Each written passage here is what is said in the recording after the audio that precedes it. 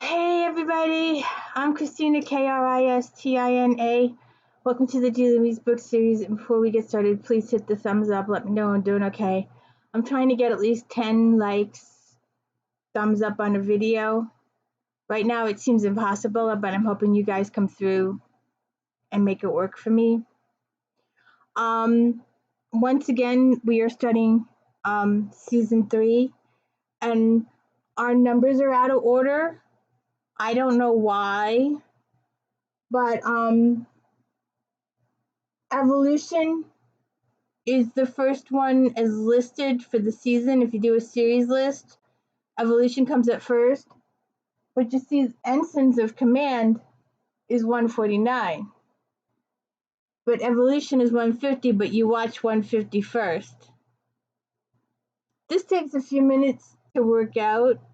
I like the listing on the other seasons better when it was like this. This takes a few minutes to figure out. So in Evolution, there's no voiceover introduction. I don't know. I always make note of that one. And Wesley is sleeping at his desk while doing experiments. And Dr. Stubbs comes on almighty and know-it-all and superior and and I like when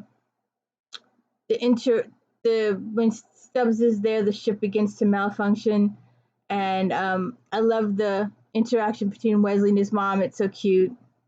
And then the computer even starts out more strangely. And Dr. Crusher and Picard talk about Wesley, and he's like, well, he's his father's son. And she goes, no, how is he at 17? Is he seeing anybody? Do you know? He's the captain of the ship. What the hell is he going to know about your son's love life? So Wesley and Stubbs start inspecting the probe, and it's that fake Borg cliche thingy. I don't know why, but anyways, I mean, if you're gonna ask about forget it. So they have a conference with Picard, Data, and Riker to talk about the computer issues. And Stubbs just pressuring Picard that this is a 196-year thing, and if he can't miss this, he's worked his whole lifetime for this, and he goes on and on. And I don't like the way Stubbs is treating Troy in this episode. And Wesley's with Geordi, and they're trying to figure out the computer stuff, and it occurs to him, oh my god, it's my fault. And the nanites. Excuse me, replicators here. I'm telling you. I wonder if somebody watched this and goes, hey, what if we made them bigger? What if we made them outside the computer? What if we had them look like spiders? This was first. You can blame Wesley Crusher for the invention of the replicators. When they do the Adam and Eve story, when they want to know where the first replicator ever came from, where the Asgard want to know where the replicator, it's Wesley Crusher's fault. So we find Wesley up in 10 forward, laying the traps. What is he looking for? Rats? If they're in the computer, they're not gonna be out. So he talks to Guinan, and she brings up Frankenstein, and Picard knows it's a computer malfunction, and I'm like, okay, you knew Dr. Frankenstein, Guinan. How old are you? And then they go back to, and I'm wondering what's taking so long on this whole thing.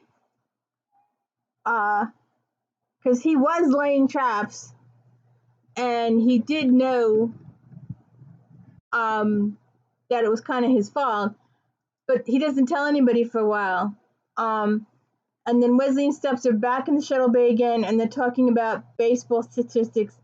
And all right, 1986 World Series Game 6, that ball rolls down the first base line. You know what I'm talking about.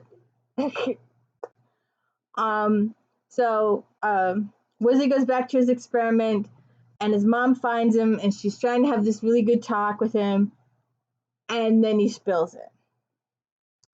And it's like, yes, the replicators have it, the nanites. Excuse me, it's the replicators. They're replicating. Stubb wants to call an exterminator, and like, oh god, you're gonna make him angry. So he goes to engineering, and they're trying to work all this stuff out. Instead, he goes, why does everybody want to kill stuff? Why, when there's a problem, is the first thing to kill it? Well, unless it's a bug, then, well, I guess these are considered bugs, but so the nanites attack him because he attacked them. Payback. Sentient being here. And nitric oxide affects the bridge. And it's, you hurt me, I'm gonna hurt you thing. Again, sentient, again, replicators. So they take Stubbs to Picard, and Data tells Stubbs that the nanites are responding to his actions by retaliating against the Enterprise crew. And he tried to kill them, and they are going to try and kill the crew. Therefore, they have an intelligence, and they confine Stubbs to his room. Picard wants Data to find a way to communicate with the nanites. Troy goes to talk to Stubbs. He needs to make his experiment work. Self-portrait is stretched, so it's going to be a snap. Stubbs doesn't buy it. He dreams of baseball games gone by. The nanites come in his room and try and kill him. Picard decides to activate the gamma radiation them, but first, before that happens, Data makes contact with the nanites, and Picard tells Stubbs that he has to apologize. So he takes him down to the room, and Stubbs apologizes. Data makes the link first. I forgot. And Wolf doesn't like the fact that Data is going to allow the nanites to take over Data, and I didn't like that part either. I didn't, you don't trust the replicators. David Ogden Steers, Voyager, replicators. That's what you need. So Data put his hand under the lens to get the replicators in a thing. He has fingerprints. Robots are not supposed to have fingerprints. I'm just saying. You can see all the lines in his fingers. And the veins in his hands, by the way. The voice uses Data, and I know we've heard that voice before. I have to figure out. Maybe it was with the 110010, that show with the guys. I'm pretty sure they talk that way too. I'm pretty sure that voice has been used before. So Stubbs tells the nanites why he tried to kill them, and the nanites are like, okay, and but they want a new home. They want to plan it all to themselves. Hey, replicators! They got their own planet. And Data's fixed. The experiment goes forward. Dr. Crusher starts talking to Guinan at the end.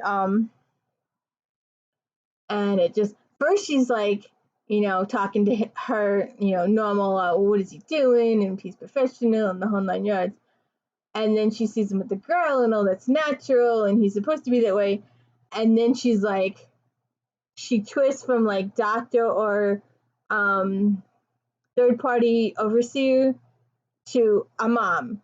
Who is she? What does she want with my son? Sorry. That's just a really good. I love Whoopi Goldberg scenes. I just love them. She's so philosophical, and she answers by not answering. They just set her up that way that she doesn't have to.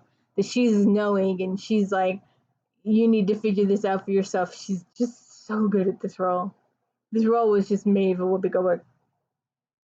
So then we move on to Ensigns of Command, and they're having a little musical with fancy instruments, the violin and the orchestra, that kind of stuff, and Data's playing. And I like the interaction between Picard and Crusher, and we'll get to that later with Data. But the Sheliak message the ship. They want the humans out in 3 days, or we'll kill them. Oh, what the hell? So because of the radiation of the environment, and I was wondering, well, I guess they said the humans adapt to it, so they were fine. It's like, well, if the environment, if the humans had changed the environment over the years, is the planet still viable to the Sheliak? I was wondering at the whole episode. Um, so Picard sends Data down, so because he will not be affected by the radiation. And I know someone will have to tell me. I know we've seen this set before, and it's the episode with Data and the battery. The I know we've seen that. It'll come up, and I'll be like, that's what that was. So when Data goes down to the planet and he attempts to explain the situation, that they must evacuate within 3 days because the Sheliak will come and will exterminate you all if you don't leave. And the inhabitants are like, hell no, we won't go. Hell no, we won't go. We've done all this stuff and we've made this planet inhabitable, and no. So he gains an ally in Adria, and but at the beginning I thought she was a little suspicious, but then I realized it was like a new guy, and she was like falling in love type thing, a new hero. So Riker, they're having a meeting on how to deal with the planet, how to deal with the transporter. I've been had dreams about this. Riker's like, we need to ask you something, and the answer cannot be impossible. And Jodie's like, okay. And Picard turns out, we need you to make the transporters work. And Jodie's like, oh, that's him. Oh, okay. We'll try. That was cute. The Shelions, or Sheliak, whatever you want to say, they remind me of the Cylons from Battlestar Galactica. If you remember the ooh, ooh, ooh, ooh. They just remind me of Battlestar Galactica. The treaty was designed to smooth out relations, and the Sheliak cut Picard up. She was like, nope. And then Goshevin refuses, the leader of the people on the planet, refused to leave the planet, and shows Data the aqueduct that is took 90 years of combined effort, and his grandfather is buried on the hill, and they will not be bullied. So Picard receives word from Starfleet, because they tell Starfleet, hey, we need ships to do this, we can't transport them. And Steffi's like, well, 3 weeks to get it all together and get up there. So Picard decides to, yes, hello.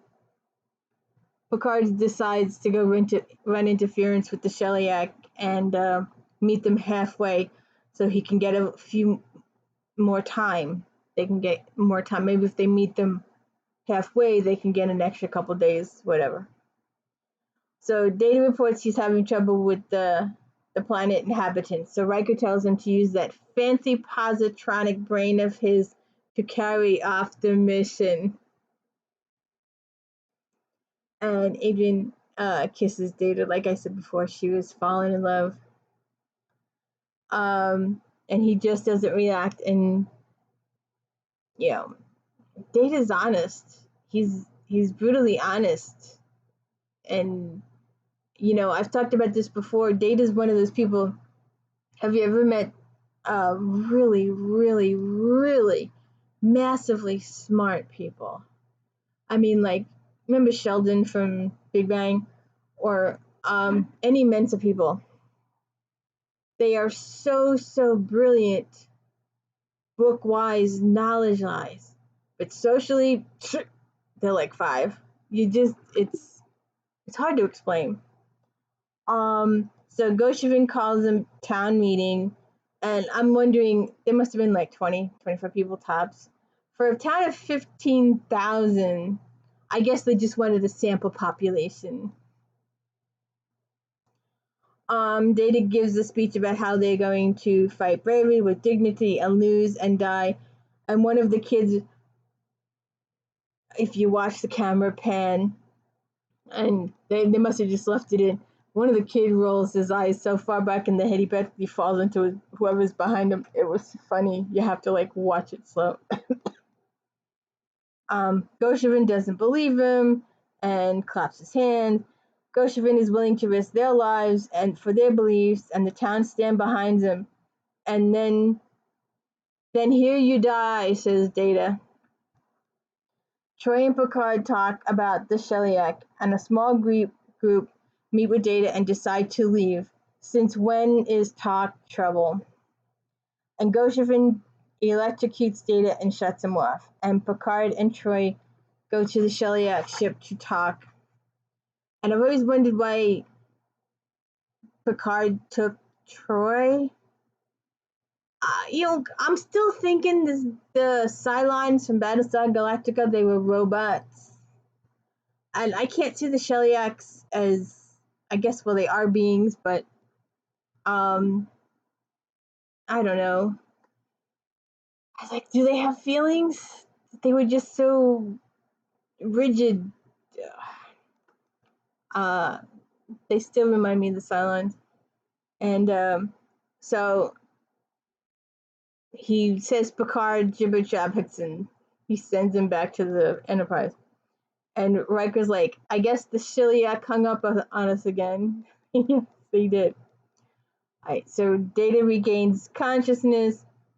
He decides the humans need more than talk, so he makes a phaser that will work on the planet. Apparently, a regular one won't work on the planet, and he's going to damage the pumping station.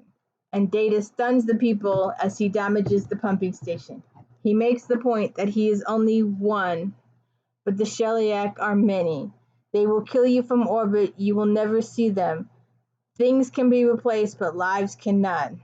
Of course, if you have no money, things can't be replaced either, but people can't. Once you lose a person, they're gone, period.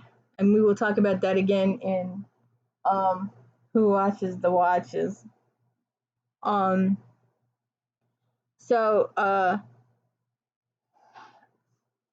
Data has made his point. Picard goes through the treaty. Now, this is when they could have used Data, going through the computer lingo for like scanning millions and millions and millions of things, but Picard finds it. He decides that a third-party negotiator is needed, and they grant it. And then he says, "We're going to get the Griselles, and since they're in hibernation and they won't come out for 6 months, you're going to have to wait for 6 months." So he gets one up on the Shellyak. So Riker and Troy are trying really hard not to laugh in the background. They're all sitting there going, the Griselles, is that the best he could do? Oh, God. You mean? So anyway,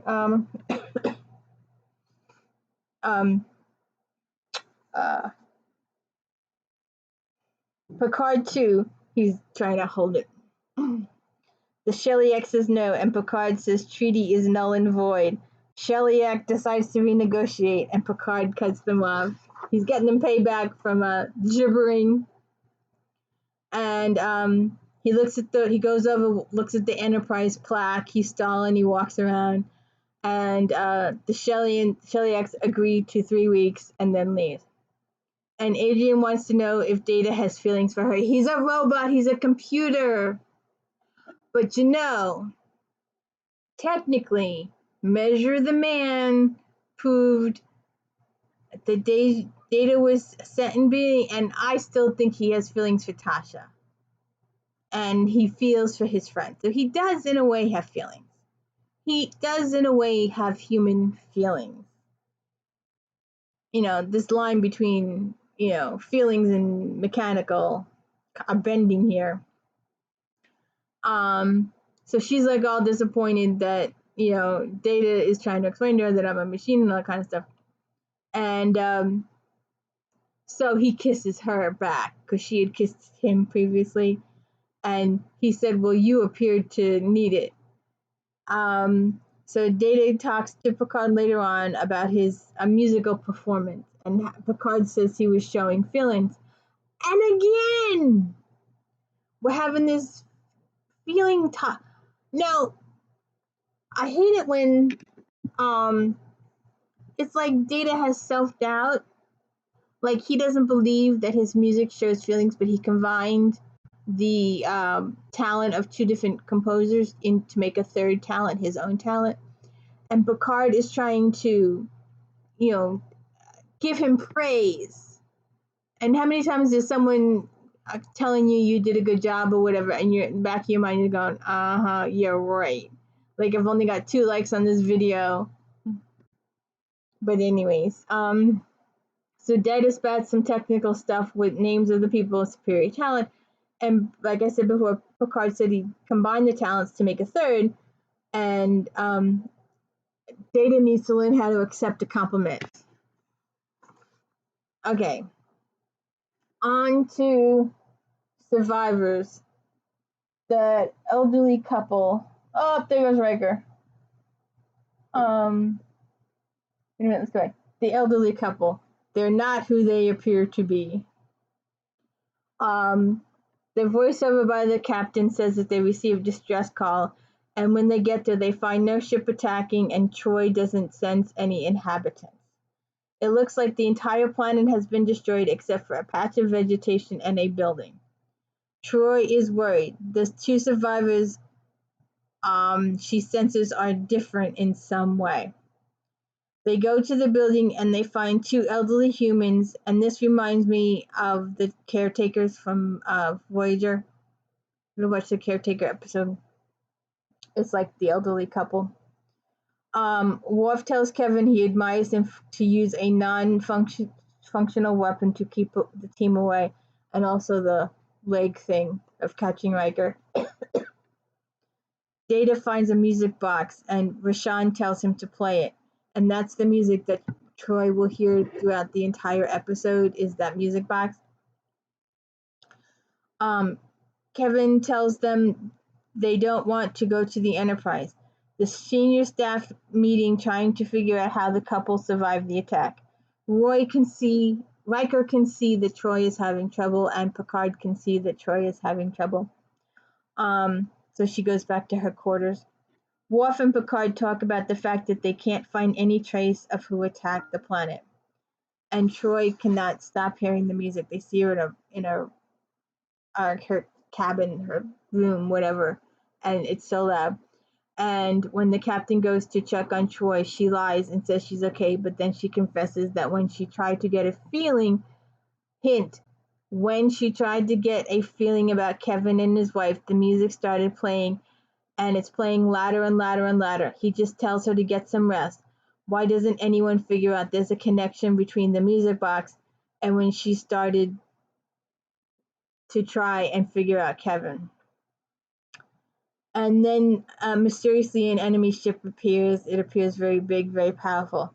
Riker says it's big enough to take out an entire planet, and it was hiding in a cluster. And Picard looks at Worf and he's like, you said you were going to stake your word on it that there was nothing.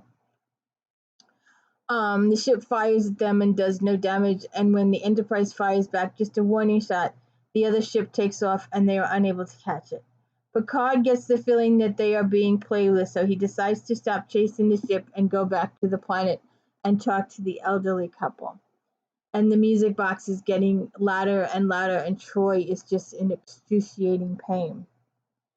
They talk to Picard and Worf, and Picard and Worf go back to the planet, and they talk to the elderly couple, and they tell Picard and Worf how the elderly couple first met.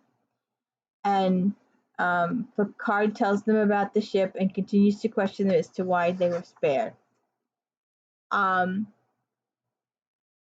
They return to the Enterprise, and the enemy ship returns and fires upon them. Meantime, Troy is still in a lot of pain, and even though they try to put her in a coma, it doesn't work. And it looks to me like the enemy ship changes shape when it was coming after them. You have to look, but it looks like it grew. And I think Picard is beginning to suspect the couple by this point. Picard is talking with Beverly. He finally figures out that the reason Troy is in so much pain is because Kevin and his wife are using telepathy music to prevent Troy from figuring out what they really are. Picard told the couple that he will remain as long as they are alive. And then the enemy vessel returns. Picard allows it to destroy the house, and the Enterprise destroys the vessel. And that was all just way too easy. Just a second.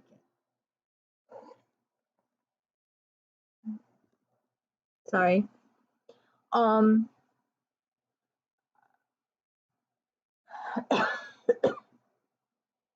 Riker wants to know what's going on, and he talks to Captain Picard and says, "We've been sitting here for 3 hours. I get the feeling we are waiting for something to happen."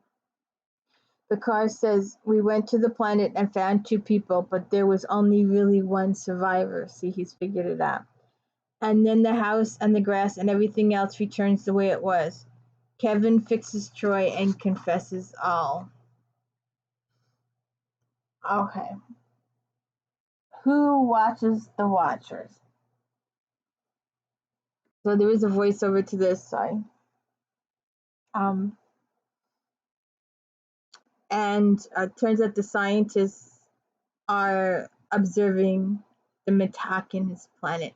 And I'm wondering why the Vulcans are not observing people like them to learn from them. Why are we the ones observing them to learn?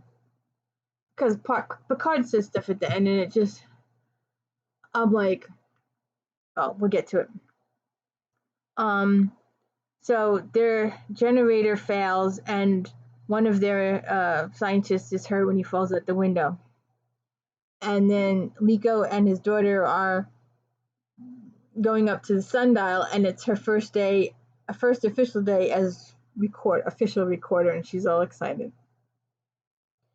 And then they spot the hidden observatory, and the father climbs up to investigate. He falls and is hurt so bad that Crusher takes him back to the Enterprise. And the daughter is left standing there witnessing the whole thing. And then she climbs up to see. You just saw him fall, and you're gonna follow him, so you want to fall too. It just next thing we see is Picard talking to the Dr. Crusher about her patient and how he feels she violated the Prime Directive, but she feels differently because he had already seen them, and because of us, he was injured, and she feels it's her responsibility to fix him since it was our being there that caused him to be hurt in the first place. So he wants her to use Dr. Pulaski's method of erasing the memory. It doesn't work. But the patient wakes up and hears and sees Picard talk to the bridge. They beam Liko back to the planet, and his daughter finds him. He remembers everything, and he wants to hold a town meeting to tell everybody he's going to become the town crier. Back on board the Enterprise, they have a staff meeting talking about the fact that they have been unable to find the missing staff member who fell out the window. And Data talks about the planet's surface ingredients that may be preventing their equipment from finding the guy.